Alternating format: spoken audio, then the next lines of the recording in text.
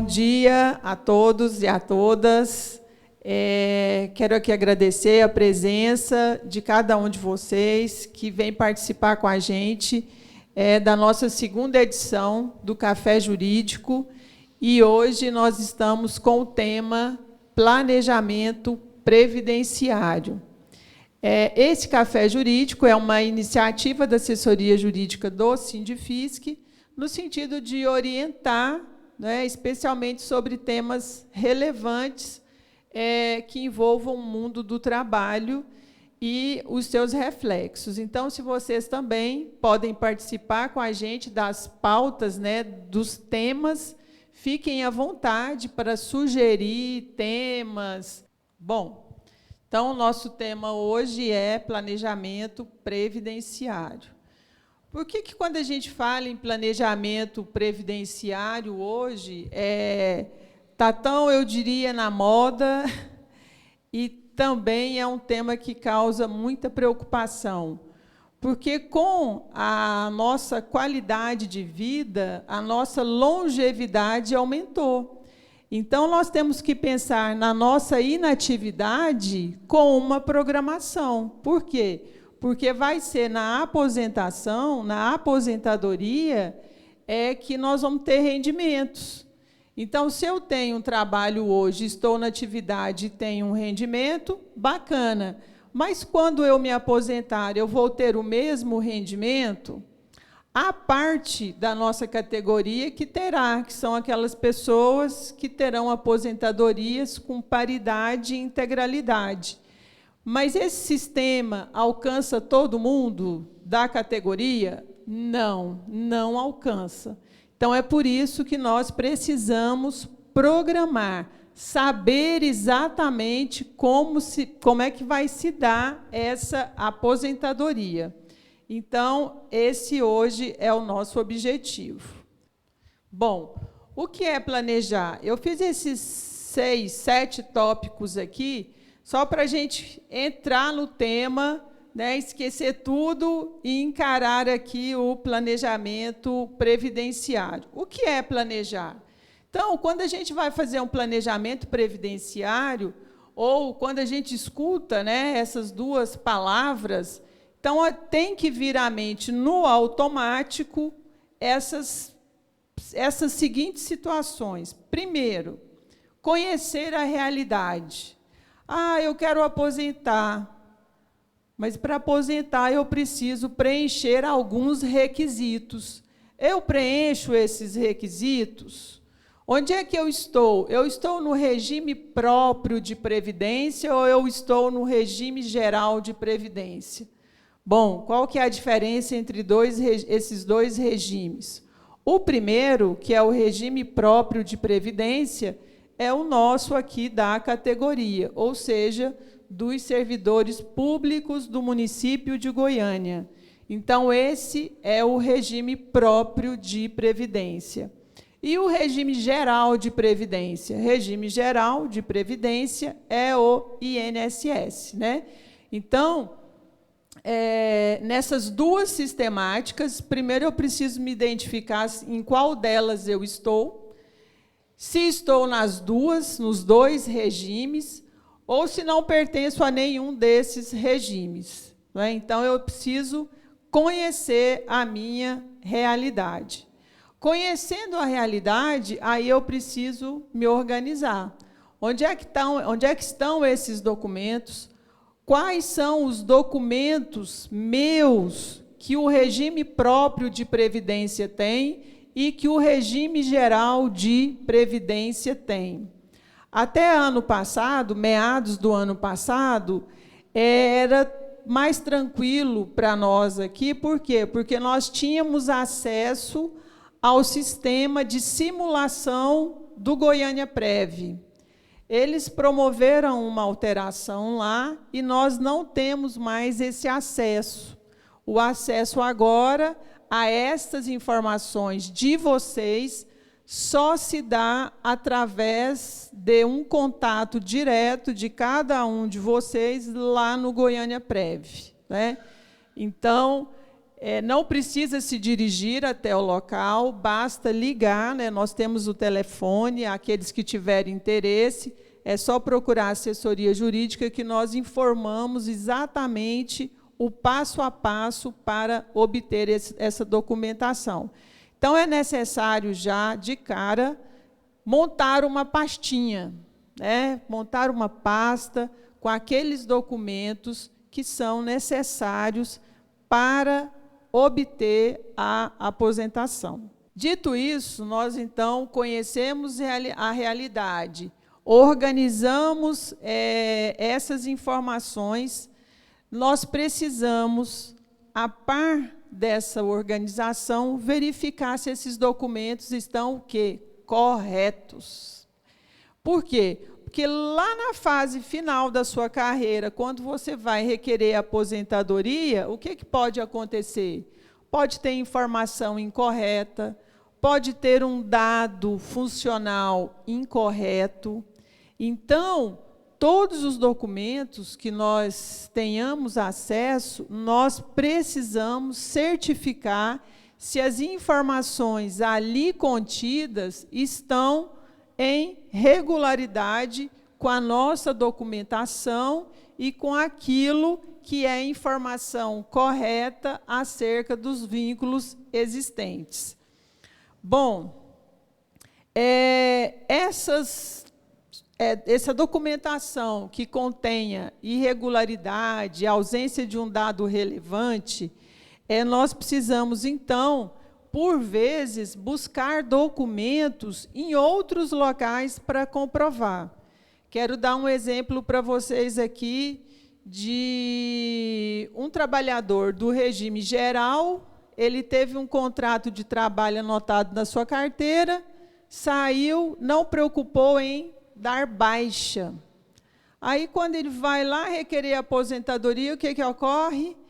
A informação que o INSS tem dele é que o vínculo dele permanece lá de 83 até agora.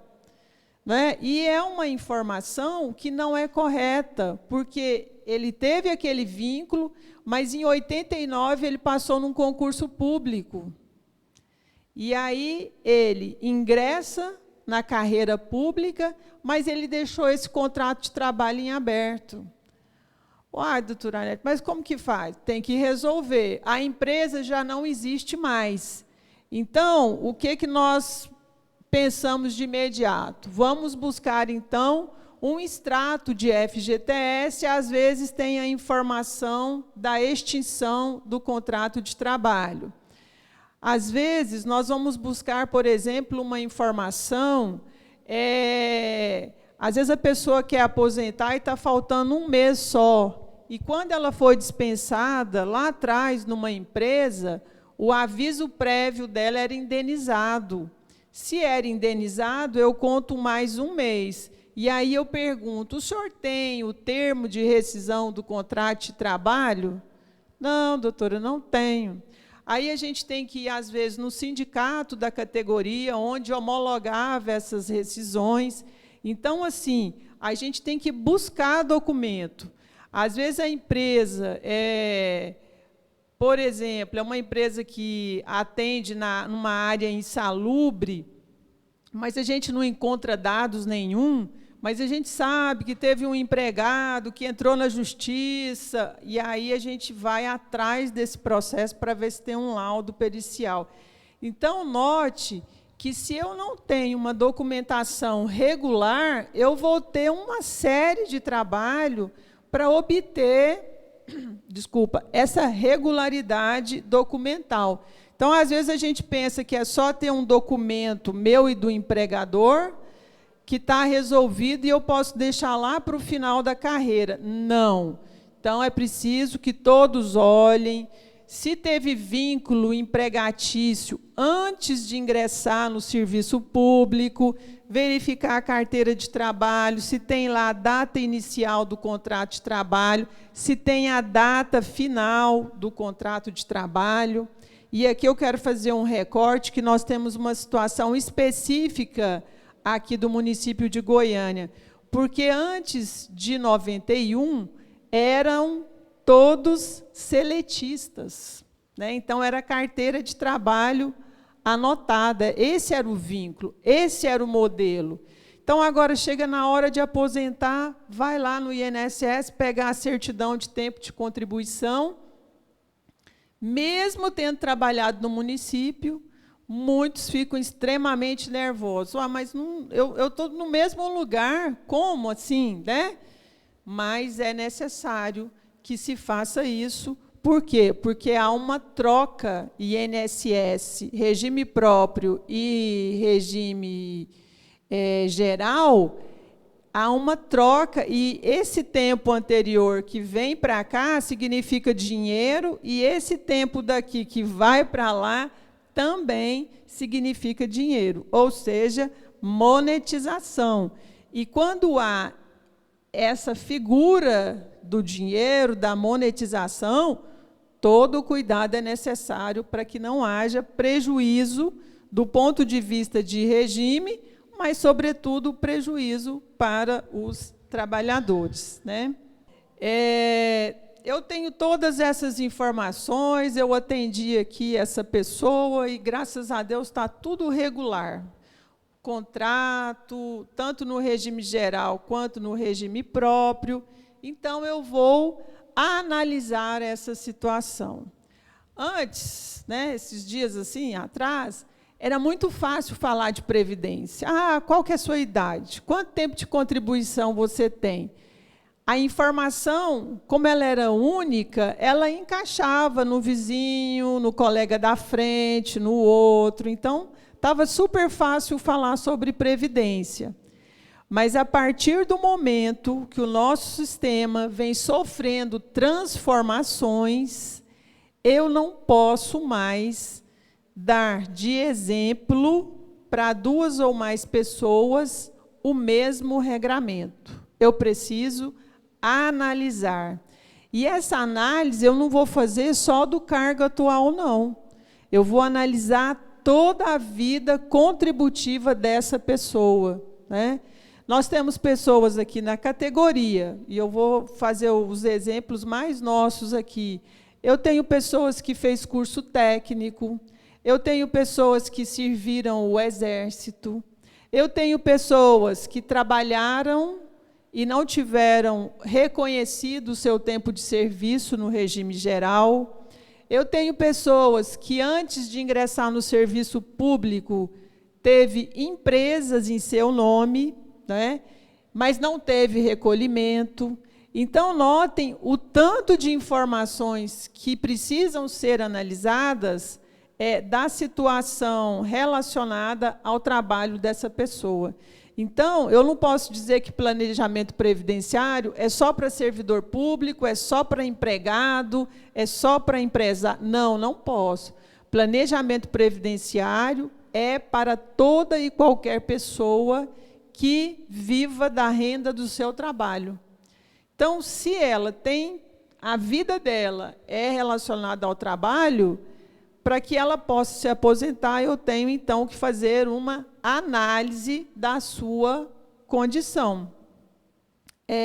A partir disso tudo, de todos esses dados colocados à mesa, eu vou simular, né? Eu vou, através de programas, tá? Através de programas específicos, eu vou, então, fazer uma simulação. Por quê? Porque é como se a gente fosse na prateleira e pudesse escolher qual a modalidade de aposentação eu vou querer, né? Se todas fossem ótimas, não precisaria de planejamento previdenciário. Eu ia pegar qualquer uma e, tudo beleza. Só que não é assim, né? O que os regimes querem? Eles querem pagar o menos possível. Isso é monetização. O capital, ele quer ser o menos dispendioso possível. E o que nós, segurados, tanto do regime próprio ou do regime geral, queremos? Nós queremos ir na prateleira e pegar a melhor regra, né? Por quê? Porque quando eu caminho para fazer a escolha, essa escolha vai ser até o último dia das nossas vidas. Olha que coisa. Então, se eu faço nessa caminhada, pego a prateleira errada, eu vou sofrer até o final da minha vida. Por quê? Porque quando eu faço a minha aposentadoria, eu não posso, eu dou a entrada, vou lá, recebo, eu não posso mais renunciar a esta aposentadoria. Há um tempo atrás, tinha aí a desaposentação, né? Porque com essas mudanças, muitas pessoas, com medo de terem mais mudanças prejudiciais, correram e se aposentaram, né? Então, o que objetivava com essa desaposentação? Ela se aposentou, mas continuou trabalhando, porque aquela aposentadoria não era igual à renda que ela tinha. Então, ela aposentou, mas continuou trabalhando. Hoje, a gente não tem essa figura. Então, daí a importância de você se programar, né? Então, quando eu faço essa simulação e que eu vou te entregar um planejamento previdenciário, você vai saber exatamente, na regra atual, qual será o valor que você vai vir a receber quando da aposentadoria. Ah, doutora Arlete, então eu vou fazer só quando estiver prestes a aposentar. Opa, não. Você precisa conhecer a sua realidade, né? Especialmente porque nós não temos mais a figura da integralidade e da paridade. Por exemplo, eu ganho hoje na ativa R$15.000. Se eu for aposentar sem paridade e integralidade, eu vou aposentar com R$7.500, que é o teto da Previdência. Ou eu dou uma redução brusca na minha vida, né, porque vai cair pela metade, ou então eu vou programar outro tipo de renda, outro tipo de atividade, ou até mesmo começar a poupar, economizar e pensar no futuro. Eu posso, por exemplo, alterar o meu padrão de vida a partir do conhecimento que eu tenho para o futuro. Isso é previsibilidade e isso é eliminar riscos, não é? Porque, às vezes, eu posso levar a minha vida inteira gastando aquilo que eu ganho todo mês e imaginar, quando eu aposentar, vai estar tudo tranquilo. Porque muitos sabem, aqueles que entraram depois de 2003, que não vai ter a integralidade e a paridade, mas alguns não sabem, né? Alguns acham que entrariam na regra de transição, e quando eu faço que não está na regra de transição, é um desespero, né? Nós, mulheres, por exemplo, como o Estado já fez a reforma, que estava quase aposentando, né, quase nos 55, agora, sem choro, tem que trabalhar até os 57. Então, note, tem que ter uma programação e tem que acompanhar as mudanças que ocorrem nesse sistema. E aqui eu sempre digo, né, tem a questão da PEC paralela, o município de Goiânia, com relação à concessão da aposentadoria, ainda não promoveu reforma, mas o Estado de Goiás já promoveu reforma. Então, é necessário ficar atento. Bom, então eu simulei, está tudo aqui na mesa, está ali a prateleira, né? Estou aqui com o planejamento, então o que eu vou fazer agora? Eu vou verificar qual é a melhor, qual é a que vai me render mais, qual é o prazo que eu tenho que aguardar essa aposentadoria.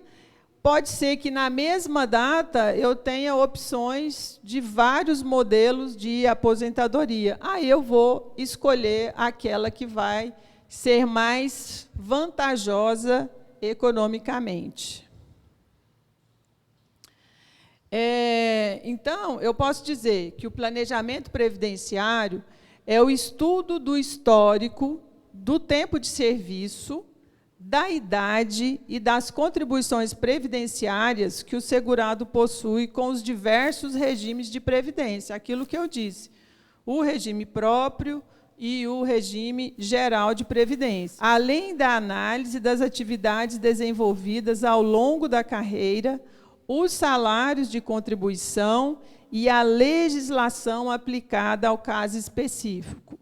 No caso das aposentadorias, nós temos aquela regrinha, né, que é tempus regium actum, ou seja, para eu aposentar, se hoje a regra anterior for melhor para mim, eu posso requerer, se eu tiver implementado todas as condições, e isso é importante, eu posso, então, requerer a minha aposentadoria com base na regra anterior à reforma de 2019.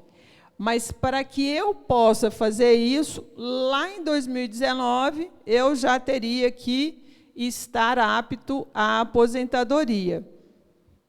Trazendo para a nossa realidade, aquelas pessoas que já recebiam abono de permanência, é uma prova inconteste de que ela pode aposentar naquela regra. Por quê? Porque o próprio município reconheceu que ela já tinha o tempo suficiente para aposentar, tanto é que concedeu o abono de permanência. Bom, objetivo do planejamento previdenciário. 1. Organizar a vida contributiva de forma preventiva, evitar prejuízos, né, com recolhimentos irregulares, códigos.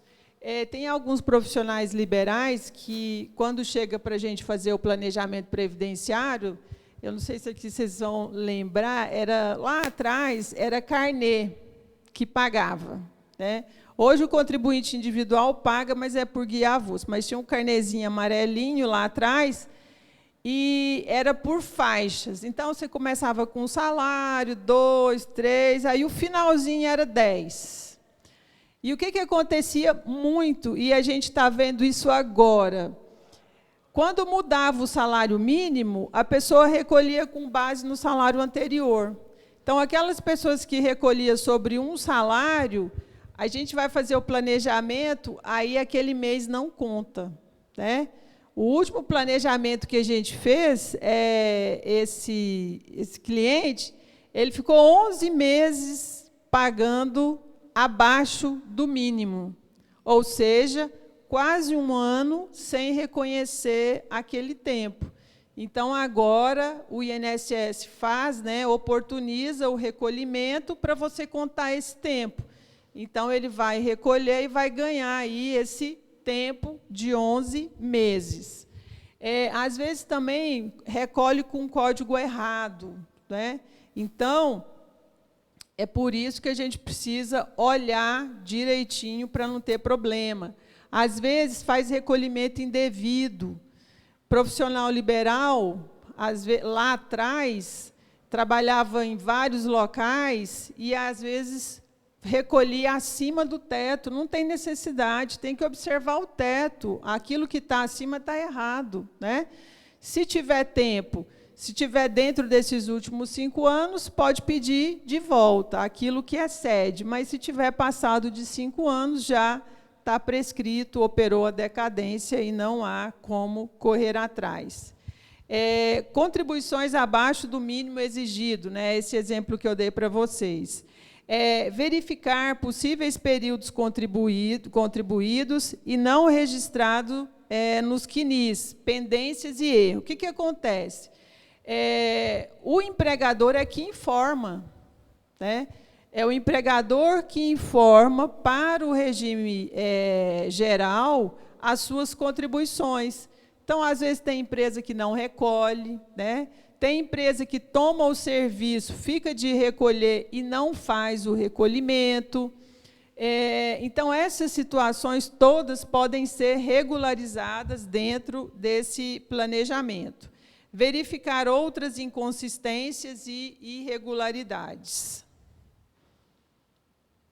Então, para elaborar o planejamento, eu vou fazer essa análise, né, desse período aí contributivo, os períodos laborados e não pagos, ou seja, às vezes a pessoa trabalhou, mas não recolheu. Aí ela tem como provar o ofício, aí a gente pode fazer o recolhimento.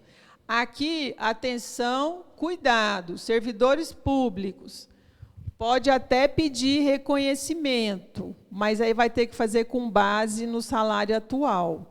Nós tivemos um caso aqui no sindicato que eu fiz e eu achei que não era bom. Faltava pouco tempo e o risco que ela corria de ter que recolher um valor muito grande era imenso. Então, a gente não fez, ela optou por ficar mais um tempo. Realização de atividades especiais. Então, aquelas pessoas que trabalham em ambientes insalubres, periculosos, a CLT regulamenta. Nós temos uma condição específica, que é o risco de vida, não é?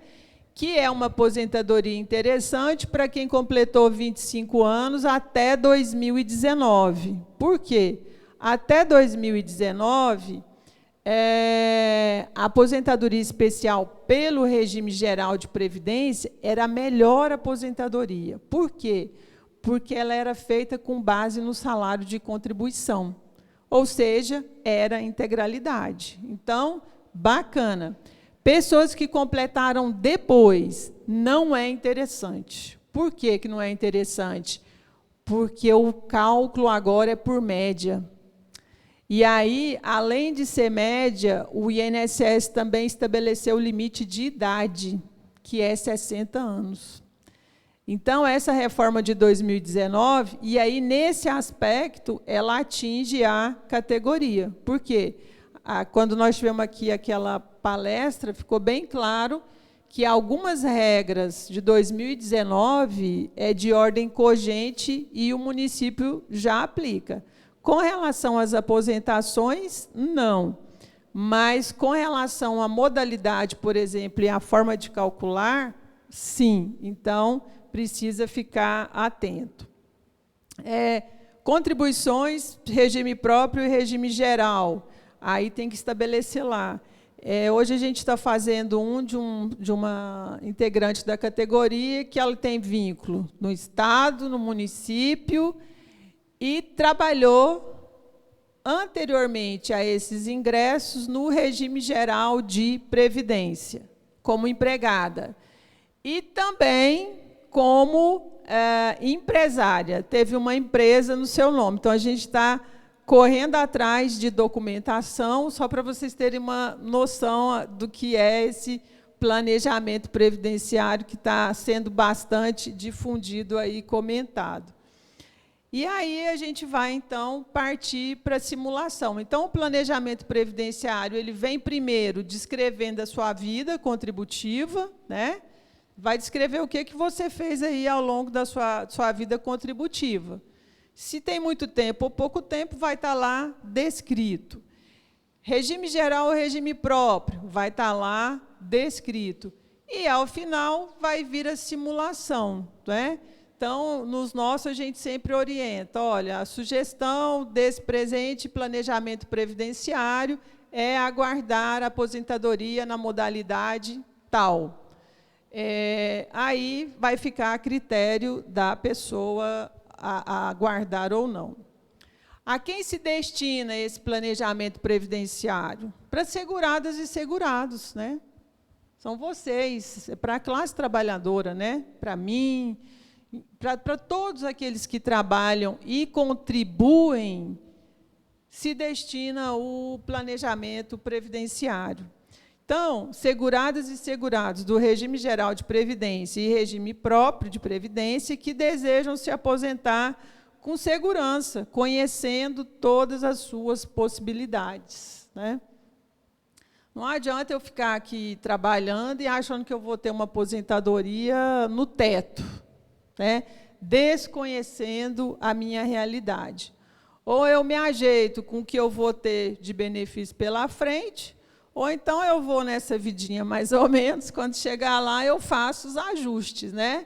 Se eu ganho hoje na atividade, sei lá, 10 mil, eu vou aposentar com 4, 5. Então, eu tenho que ver aí como é que vai ficar esse desequilíbrio, né? Ou eu vou poupar, ou eu vou adequar, enfim, vou criar.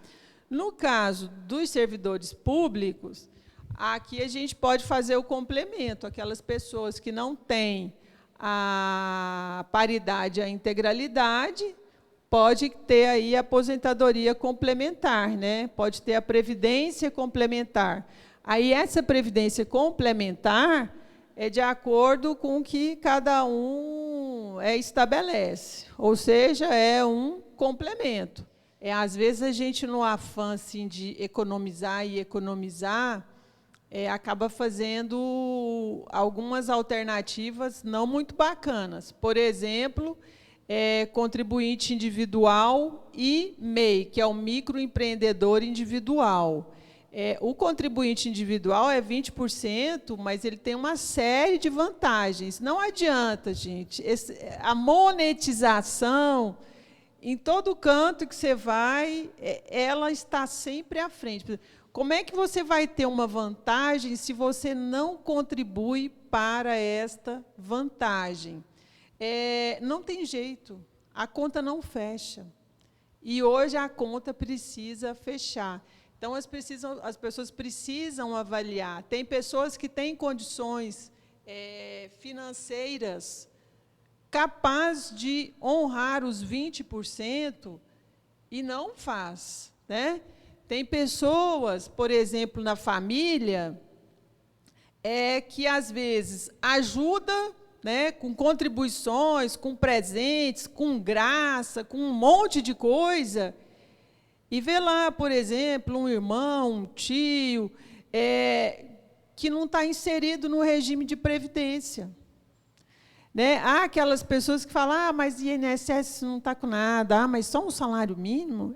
Mas é um salário mínimo que pinga todo mês. É uma garantia. Né?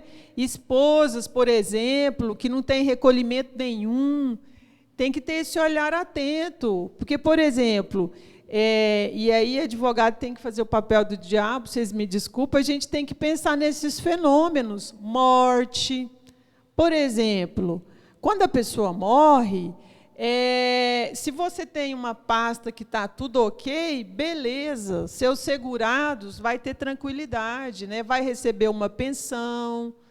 Agora, se o negócio está bagunçado, se para você já era difícil, porque se está desorganizado, imagine para as pessoas, né, que estão à sua volta e que dependem, né, de você, esposa, filhos, né, pai, mãe. Então, assim, a gente precisa ter essa preocupação com a previdência. E se vocês têm uma pessoa próxima, que vocês conhecem, né, que não tem uma segurança, que tem uma atividade esporádica, né, vamos inserir na previdência, vamos verificar aí qual é a condição, né, tem contribuinte individual, tem facultativo, até o próprio MEI, para aquelas pessoas que desenvolvem atividades, sabendo das restrições, né, que não é um programa amplo, a previdência para a dona de casa, né, então, tudo isso é importante. Situações típicas para o planejamento previdenciário. Eu quero lembrar, assim, o que eu estou trazendo aqui são as mais comuns, tá? Mas não esgota aqui. Tá? Então, podem ter outras situações, mas, no geral, o que a gente vê comumente são essas aqui. Vários vínculos empregatícios durante a vida toda, pagaram ou paga, né, em algum período, o INSS por conta próprio, estão pensando em se aposentar, mas não estão contribuindo com o INSS. Vocês não vão acreditar, mas, às vezes, a gente atende pessoas que chegam lá no escritório e falam, Turanete, eu quero aposentar. Tá, de que forma que você contribuiu? Não, nunca contribuímos, não. Não, nunca contribuímos, não. Não, mas o fulano recebe. Mas como que ele recebe? Então, assim, a aposentadoria é uma coisa. Além da aposentadoria, o governo, né, federal, o regime geral de previdência, porque a gente tem, aspas, um estado de bem-estar social, ele paga para aquelas pessoas que não têm condições de trabalho, que não tem quem possa auxiliar, porque a família é obrigada a ajudar essas pessoas, né? Um benefício que é vulgarmente chamado de LOAS, né? que é um benefício social. Mas, para você receber esse benefício social, a renda familiar não pode ser superior a 1/4 do salário mínimo. Essa é a regra geral. Ou seja, então eu preciso de uma casa com 4 pessoas, né, que a única fonte de renda seja um salário mínimo. E eu tenho que comprovar doença, incapacidade, né? É um benefício assistencial. Então, não adianta que não vai receber se não preencher os requisitos. Se for empregado da cooperativa, é uma realidade. Aí a gente tem que correr atrás e provar essa condição. Se for cooperado, aí é outra regra. Não, aí não tem problema, se a cooperativa desapareceu, mas a gente tem o CNPJ, aí a gente precisa ir para a justiça, faz o requerimento administrativo no INSS, sendo deferido, ok. Se o INSS indeferir por falta de contribuição, a gente vai para a Justiça Federal e vai entrar com uma ação pedindo o reconhecimento desse tempo de serviço da sua carteira de trabalho, de tanto a tanto. Aí a Justiça Federal vai deferir e o INSS vai computar esse período. O exemplo que ela deu é o tempo de... No exemplo dela, a carteira está anotada. Aí ela vai ter lá a anotação do empregador, que é a cooperativa, e vai estar lá a anotação da remuneração que ela recebia. Então, nesse caso, ela vai considerar essa informação. Agora, quando eu vou pedir tempo de serviço que eu não tenho informação, por exemplo, eu tenho um contrato de trabalho com uma entidade, mas a entidade, eu não tenho recibo nenhum, absolutamente nada. Então, nesse caso, o mínimo que pode ser reconhecido para que eu tenha como tempo de serviço é um salário mínimo. Então, eu vou ter que recolher exatamente dentro desse um salário mínimo. Em outras situações de recolhimento também, se eram 3 salários mínimos lá atrás e reconhecer, eu vou ter que fazer o recolhimento atualizado, viu? Tem gente que chega lá querendo que a gente faça o reconhecimento e quer pagar lá os 3 salários mínimos lá de 1993. Não, era 3 lá, então tem multa pelo atraso. Então, aqui nós vamos atualizar esse valor. Então, é por isso que a gente precisa ver, não é tudo que você vai falar, ó, por exemplo, eu tenho tempo anterior que não está computado. Mas, de qualquer forma, eu preciso de idade para aposentar. Vale a pena eu ir lá, ter despesas, se de toda forma eu vou ter que ficar no serviço? Não. Então, você ignora esse período e aguarda, porque se você trabalhar mais 2, 3 anos, você vai conseguir aposentar na melhor regra, então está resolvido. É todo salário que está inferior ao que deveria ser que eu preciso recolher? Não. Se eu for recolher e for vantajoso para mim, então vamos sair recolhendo tudo. Mas se não for vantajoso, eu não preciso recolher, porque eu vou ter que continuar trabalhando, porque agora o meu requisito não é mais só tempo de contribuição, né? É tempo de contribuição e idade. Então, eu preciso desses 2 itens aí, estar absolutamente dentro da regra. Exceção, aqueles que entram em regra de transição, tá? Mas o comando geral é esse. Para o regime próprio, reconhecer um tempo seu do regime geral, qual é eu diria, a moeda de troca? É a certidão de tempo de contribuição. Tanto de lá para cá, do próprio para o privado, quanto do privado para o próprio. E aí tem algumas situações, por exemplo, a pessoa quer aposentar numa regra, não deu certo. Antes era muito comum, alguns da categoria já fizeram isso. Não estava programado, achou que era o último emprego, o último vínculo, foi lá no INSS, pegou a certidão integral do tempo de contribuição. Veio, averbou no município. Ontem eu estava lá no Goiânia Prev, tratando exatamente dessa situação. Aí o que acontece? A pessoa não precisa mais, ele averbou 15 anos, mas hoje, para ele aposentar, ele não precisa de 15 anos, ele precisa de apenas 5 anos. Aí ele requereu, então, a desaverbação daquela certidão de 15 anos. Essa desaverbação, o que o município vai olhar? Se tiver tido alguma vantagem financeira, ele não vai desaverbar esse tempo. Por exemplo, esses 15 anos foi no serviço público, e esses 15 anos contou para efeito de quinquênio. Ele entrou, pegou a certidão e já averbou de cara 3 quinquênios. Não vai ter reconsideração dessa certidão, ou devolução, ou desconsideração, certo? Isso é uma situação. Segunda situação, não, eu quero desaverbar e não teve essa vantagem financeira com aquele período que ele averbou. Aí é o seguinte, tem aqui também, nós já fizemos isso. Vai lá, requer a desaverbação no município de Goiânia. Desaverbou, você pega o documento original, leva lá no INSS, aí lá a gente entra com requerimento administrativo pedindo a retificação da certidão de tempo de contribuição. Onde consta de 1/1 de 2010 a 1/1 de 2015, eu quero apenas 1/1 de 2014 a 1/1 de 2015.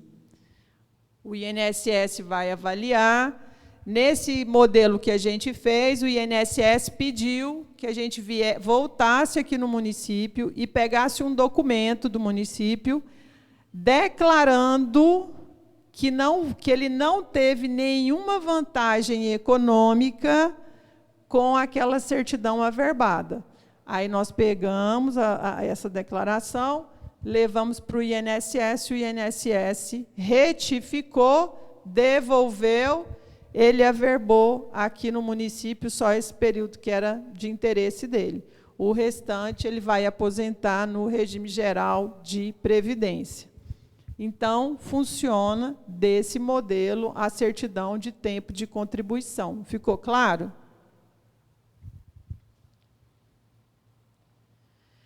Documentos necessários para a elaboração do planejamento. Bom, Cadastro Nacional de Informações Sociais, o CNIS. Então, normalmente eu peço o CPF, né, do INSS, a senha para a gente ter acesso a esse CNIS. Depois pode mudar a senha. Então, é importante que a gente tenha esse documento.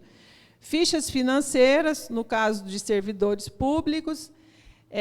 Ontem, lá, para ter acesso àquela simulação, né, eles me exigiram procuração pública, procuração de tudo quanto é jeito. Eu levei uma procuração, eles queriam lá um tema específico.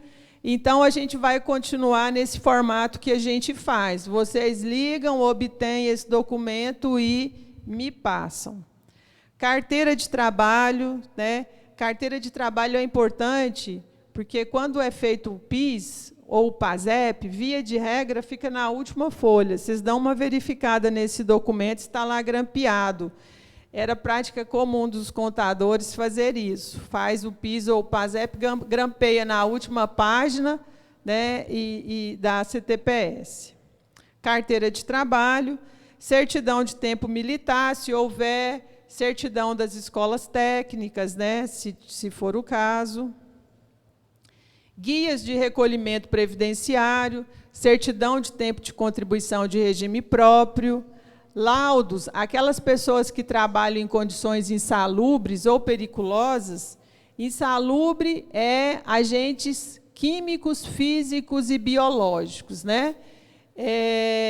Periculosidade são as radiações ionizantes, quem trabalha com raio-x, né? Então, a gente precisa ter um documento que é o PPP, o LTCAT, e agora tem um outro laudo. E agora quero fazer um parênteses aqui para vocês, é que as empresas, né, vocês que estão aí na auditoria, as empresas agora são obrigadas a ter uma empresa de segurança do trabalho. Os contadores agora ficaram mais tranquilos. Por quê? Porque esses dados relacionados à saúde e segurança do trabalhador têm que ser inseridos no e-social, mas não mais pelos contadores, por essas empresas. Então, todo mundo bravo, demorou um tempo aí para entrar na vigência, mas agora todo mundo tem que fazer isso, clínicas, enfim, empresas. Não pode. Não pode. São situações distintas. Até porque, o que acontece? Antes, quando era o carnê, era um entendimento de que, se a gente recolhesse daquela forma, estava tudo certo, tudo ok. Com a alteração que houve em 94, qual é o entendimento que passa a ser adotado pela Receita Federal? E aqui muita gente teve problema. É que previdência social é de acordo com o que você ganha. Se você ganha acima do teto, você tem que recolher sobre o teto. A partir dessa modificação legal, não se admitiu e não se admite mais que você faça o recolhimento a seu modo e tempo. Por exemplo, eu quero recolher sobre tantos reais. Não, você tem que recolher de acordo com o que você ganha. Então, como eu assessoro uma outra categoria, que é basicamente de profissionais liberais, e aí eu tenho uma briga enorme com o contador. Por quê? Porque ele faz o livro caixa, dele lá, no final ele ganha, vamos supor, 10 mil por mês. Aí ele recolhe para a Previdência sobre 2 salários mínimos, ou sobre 3, que é o piso da categoria. Mas aí lá no imposto de renda dele, vem lá a renda de 10 mil reais. Então, teve um ano, e aí a Receita ela não tem perna para olhar todo mundo. Né? Se a Receita Federal tivesse, talvez fosse diferente. Mas ela segmenta. E teve um ano, aqui em Goiânia, que ela segmentou essa categoria. E nós tivemos muitos problemas. Por quê? Porque deu uma informação para o INSS, então o INSS falou, não, esse profissional aí ele ganha 2 salários mínimos por mês, o INSS. E lá na Receita Federal, por quê? Muito recibo, né? Da área da saúde, então abate, né? Nós, advogados, não abate, mas saúde abate. O que acontece? Todos os pacientes juntaram lá os recibos. Então, a renda dele foi dessa altura e recolheu dessa altura. Então, ele tem que fazer o complemento para a Previdência Social. Ou então, ele tem que apresentar o livro caixa, que ele ganhou 10, mas ele teve 6 de despesas, então só sobrou esses 2, e com esses 2 ele recolheu. Quando estava nessa realidade, a gente apenas informou isso, juntou o livro caixa e resolveu. Mas situações que a gente não teve condição de juntar o livro caixa, teve que fazer uma retificadora e fazer os recolhimentos devidos. Só regime geral de previdência. No regime próprio, não. Por quê? Porque já é retido na fonte o seu imposto de renda.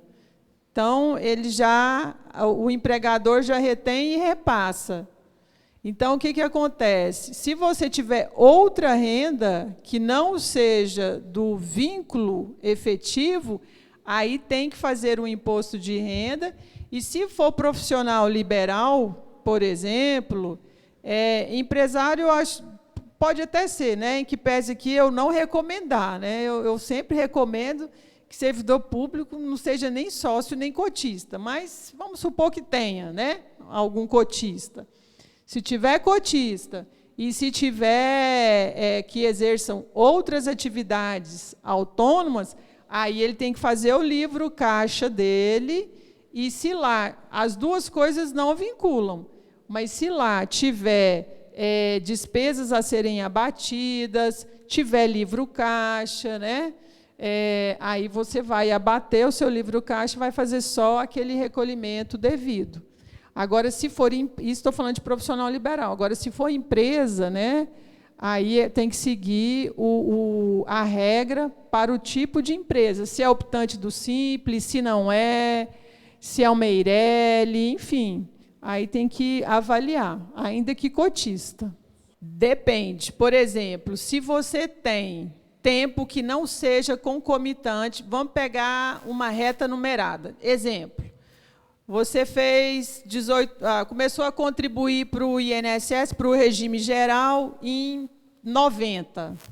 Você entrou no serviço público em 2000. Então, tem 10 anos aí, né? Esses 10 anos, você não averbou aqui. Então, hoje, para você se aposentar no regime geral, você precisa de um tempo mínimo de 15 anos. Aí você vai avaliar se compensa você pegar mais 5 com esse lá de trás, que dá 15.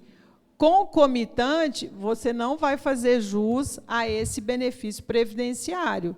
Você não tem como trazer nem de lá para cá, nem daqui para lá. Então, você não vai aposentar, salvo se for aquelas categorias que a Constituição Federal autoriza o duplo vínculo. Aí você vai poder um vínculo 1 ou vínculo 2. Aí tudo bem, não tem problema. Agora, precisa fazer conta, porque se você for contribuir, por exemplo, com um salário mínimo, para ter uma modalidade de aposentadoria, talvez fosse mais interessante você permanecer no regime próprio e fazer uma previdência privada. E aí, na previdência privada, é importante olhar o que está fazendo. Por quê? Porque previdência privada tem taxa de administração, tem risco do fundo, então você precisa... Bom, eu vou pagar aqui todo mês R$1.000 de previdência privada. Tá, R$1.000? Bacana. Esses R$1.000, taxa de administração, qual é o valor? Tanto. Despesas da conta do grupo, tanto. Então, eu vou economizar R$800 por mês. Compensa? Compensa. Então, eu continuo. Não, não compensa, não vai. Isso é o item 1 de previdência privada. Item 2. Qual que é o sistema da previdência? É PGBL ou é VGBL? Qual que é a diferença desses dois sistemas? Você vai pagar o imposto de renda no saque. Então, vamos supor, você economizou aí com esses 800 todo mês, chegou lá no final, você economizou 100 mil. Se você tiver que pagar um imposto de renda, para você retirar, vai ser 27,5, né? Então, você vai ter, de novo, um decréscimo na sua renda. Na outra forma, você não vai pagar esse imposto de renda no final e você tem que ir fazendo aportes ao longo da sua vida contributiva. Então, a previdência privada, ela precisa ser analisada, porque se você for sacar o dinheiro, às vezes não é interessante. E se você for querer ter esse dinheiro, porque hoje pensa assim, gente, minha previdência privada está lá, eu vou sacar. Não, eu tenho que pagar um imposto de renda. Aí você vê um valor, né? O último que eu acompanhei, R$500 mil era a previdência privada dele. Para ele sacar esse dinheiro, ele tinha que pagar um imposto de renda, 27,5%. Não, não compensa. Vou deixar, vou fazer, tá. Aí saiu do escritório decidido a não mexer, não, a sacar o dinheiro, pagando os 27,5%. Depois ele volta. Alguém pôs na cabeça dele, enfim, ele falou, não, eu vou fazer o seguinte, eu vou aposentar, vou fazer a renda, aí a renda mensal até 72 anos ia dar mais ou menos em torno de R$4.500, pegando esse valor, idade jovem, beleza. Depois ele voltou lá e falou assim, é o seguinte, vai que eu morro amanhã.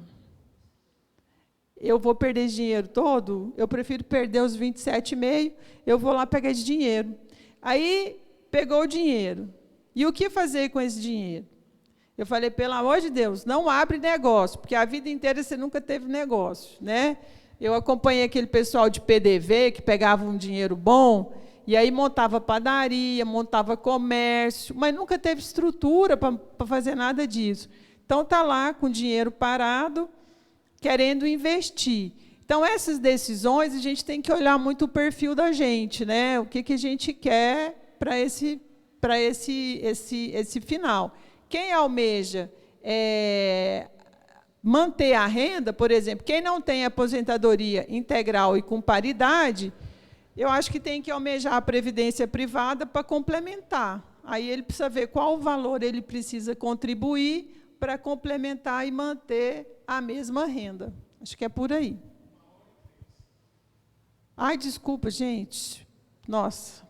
Bom, então é isso, então está encerrado, eu agradeço, depois quem tiver alguma dúvida, a gente vai falando aí nos plantões, enfim, ficam todos à vontade. Obrigada, muito bom vocês estarem aqui, e o Café Jurídico continuará com outros temas, tá? Muito obrigada.